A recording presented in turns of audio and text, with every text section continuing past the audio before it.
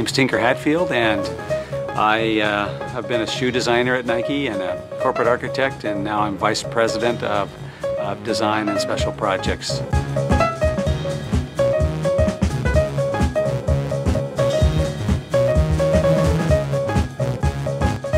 I was originally hired at Nike in 1981 as the corporate architect, and so my first 4.5 years at Nike were spent mostly designing office spaces and showrooms and stores, and I was convinced that architecture was the profession for me because it is probably one of the best examples of the combination of kind of art and science and sort of, I think, cultural experience. When I was asked to start designing shoes, and it was actually a request by someone here at Nike, I jumped at the chance because I realized for the environment I was in and for the future that designing shoes was where the real action was.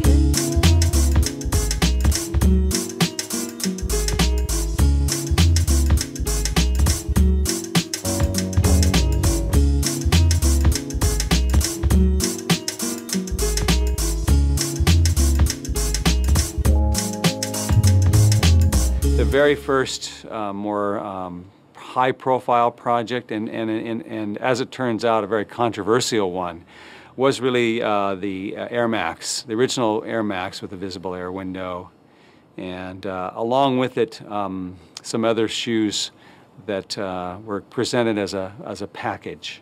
As I often say, when you sit down to design something, it can be anything. It can be a car, a toaster, a house, a tall building, or a shoe. What you draw or what you design is really a culmination of everything that you've seen and done in your life previous to that point. And I had been to Paris. I had been to a lot of us at Nike have traveled extensively to try and be inspired, to understand people from all over the world in different cities, different cultures, different regions. I had known about this very interesting, very innovative, and very controversial building called the Georges Pompidou Center.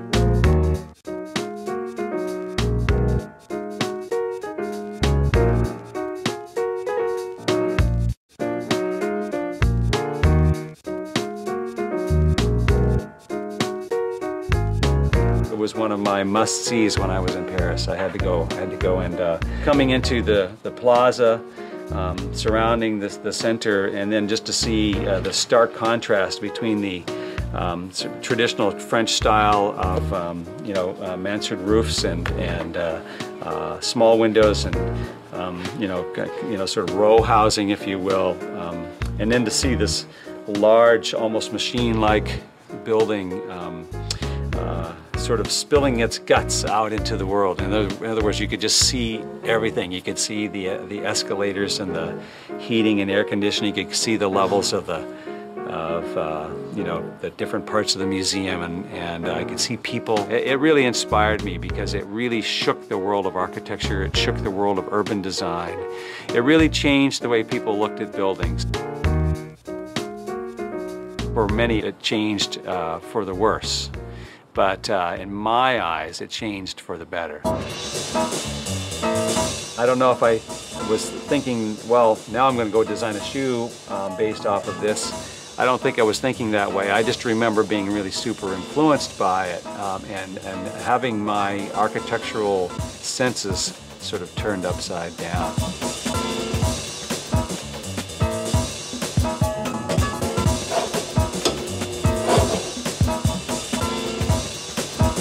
We had technically tried to increase the size of our airbag cushioning.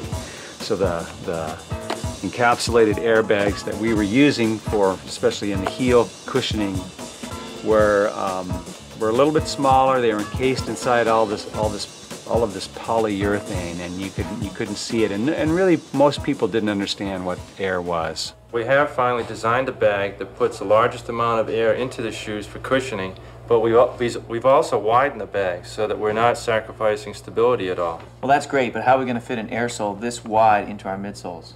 Yeah, but why not just show it? You know, it's not a bad idea to let people actually see what an airbag looks like. As a matter of fact, I've got a drawing here that actually shows what a shoe could look like with a visible window in the heel.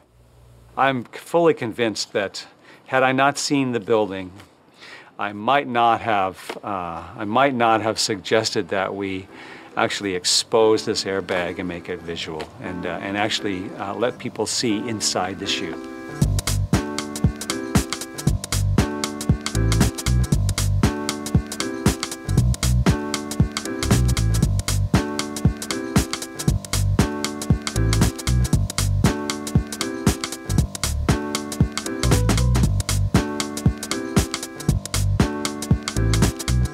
When you do something different, you have to have a pretty thick skin. People are going to take shots at you. They're going to criticize what they don't understand. And I just remember people being very upset about it, and the head of marketing for running was not in favor of that shoe, and just couldn't see how that we could sell a shoe that had a hole in the side of it that you know, people thought it was going to be too vulnerable, and the airbags would be punctured, and that it just didn't look like a normal running shoe. And even the color of the shoe, which would have this bright red sort of rand or the stripe all the way around the bottom, just above the midsole.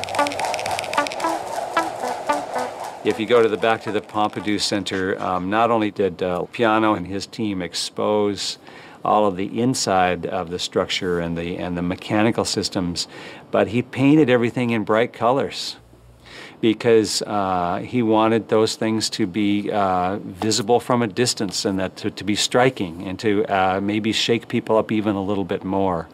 And I think that's what happened with the Air Max too. I really wanted to just push it as far as I could possibly push it without being fired.